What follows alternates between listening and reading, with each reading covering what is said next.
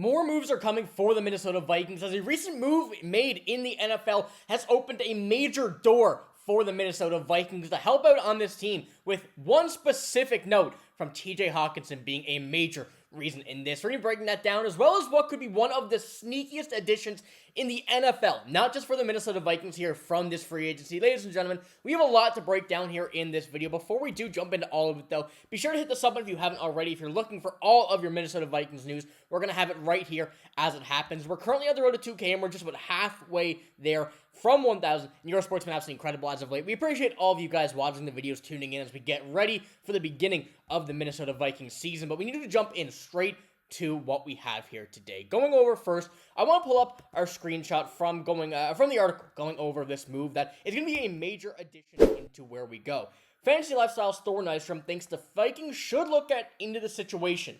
One of the greatest tight end combinations in college football over the last 20 years was TJ Hockenson and Noah Fant at Iowa. Not sure the Vikings have that role available that Fant would find preferable to other teams that will be pitched to him. But if I'm out there and I'm the Vikings, I'm kicking tires to find out. Now, that comes from Thor Nystrom here. And looking at what this is all about is, of course, the situation that was going on with Noah Fant a few days ago, where Adam Schefter tweeted this out. They released Noah Fant, the Seahawks, 2019 first-round pick, was acquired in the trade that got Russell Wilson, and we saw how that played out. Of course, it seems like the Seahawks won that trade, but Noah Fant was kind of just an extra piece thrown on there. Now, when you do look at his stats, 42 games, 130 receptions, 1,400 yards, and 5 touchdowns over the past 3 seasons, that's really not a bad point total, but this is a big signing to get rid of for this Seattle team as they try to clean up a bit of cap, but it gives a major opportunity to just about any other NFL team here in this instance. And as you saw Thor Nystrom say there, why not kick tires if you're the Vikings on this? Because of what they did in Iowa with TJ Hockenson and Noah Fant, as you mentioned, one of the best tight end duos in college football over the last 20 years. And I want to, once again, go out and pull up where we currently stand on that from Tyler Fornes from A to Z Sports. He opened on social media without a clear tight end 3. Adding a versatile pass catcher like Noah Fant would be a smart add for the Vikings if he doesn't have a lot of options as a free agent. And this is where things get a bit interesting, of course, because it does seem like Noah Fant will have a few options. Definitely will not be at tight end 1, as it's a very unlucky point in the offseason for him where many teams already have their roster built. Pretty much no tight end 1s are available, if any. And even when you're going down to a backup tight end, that's still even a bit streaky there. So having the Vikings as a tight end 3 option, of course, Johnny Munt went to Miami in free agency, losing one of the best tight end 3s in the league, that Kevin O'Connell would say. And once again, another quote coming from Kevin O'Connell here. I believe Johnny Munt is the best third tight end in the NFL.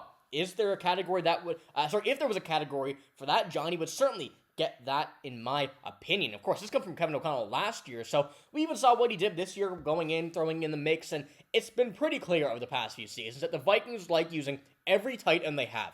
We see Josh Oliver being the blocking tight end. Of course, TJ Hockenson can do everything, and Johnny Munt being a very, very good, trustworthy pass catcher on short routes, really wherever you need him. We've also seen him get a few touchdowns. It goes to show how important the Vikings have that third tight end slot as, and bring Noah Fant in with TJ Hockenson. Hopefully we can see Hockenson pull some strings here, because if the price is right, of course, and as we kind of move towards things, we're going to see what kind of market we have for Noah Fant. The Vikings, I think, have a serious boost here because of TJ Hockenson and what they had and the chemistry they had in Iowa. And it's going to be something special to see if things could work out here like that. And I wanted to pull up this as well, going over the depth chart, of course, because when we do take a look at it right now, and we're going to jump into this later for our next topic as well, TJ Hockenson, Josh Oliver. We do have then Gavin Bartholomew as well, who was a draft pick this year, and someone that I think a lot of people thought was going to be the tight end 3 in replacement of Johnny Munt. Now, Gavin Bartholomew, I think, is going to be a very good player as well. Will he kind of get this option right away? Something that we have to see right now, because I think that the Vikings didn't expect Noah Fant to become available, or really any other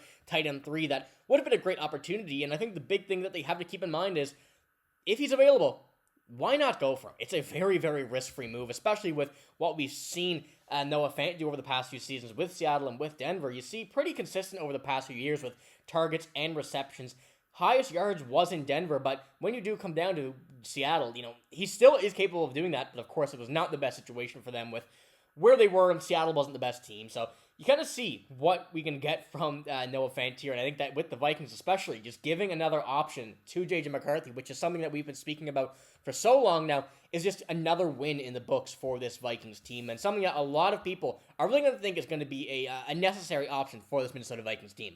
Now, of course, as he was released, a new contract would need to be given, and when we do take a look at what he got in Seattle, it's a pretty simple contract. 2 years, just over $10 million, 10.5 to be exact, and then it was ultimately released this year, but going into this, we can definitely guarantee that it will be less than $10 million, and probably less than $5 million in some instances, especially as a tight end 3, because you really don't want to be paying him too much, because it would be a big hassle for the Vikings to be able to have so much money enlisted in 3 tight ends. Of course, TJ Hockenson being one of the best in the league, Josh Oliver being the best for his specific role.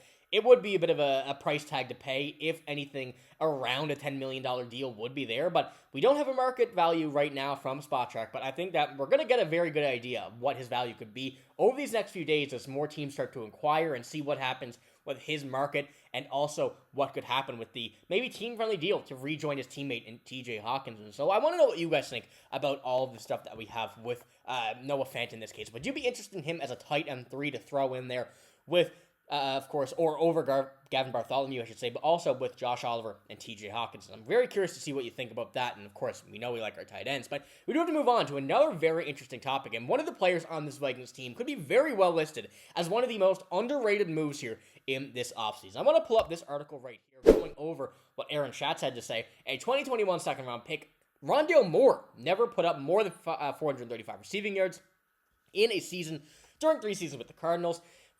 He was traded to Atlanta last season, missed the entire year with a knee injury last season, and missed and even on a 1-year prove-it deal with the Vikings. Moore can compete with Jalen Nailor for snaps to be wide receiver 3. Can Moore finally really produce as a receiver, or will O'Connell use Moore's rushing skills? He had 28 carries for 178 yards and a touchdown in 2023. Now, of course, as you see here, one of the most underrated additions that is going to be here because of what he's been able to do in his career, or I should probably say the lack of, due to injuries, due to a little bit less playing time than he probably would have liked in Arizona.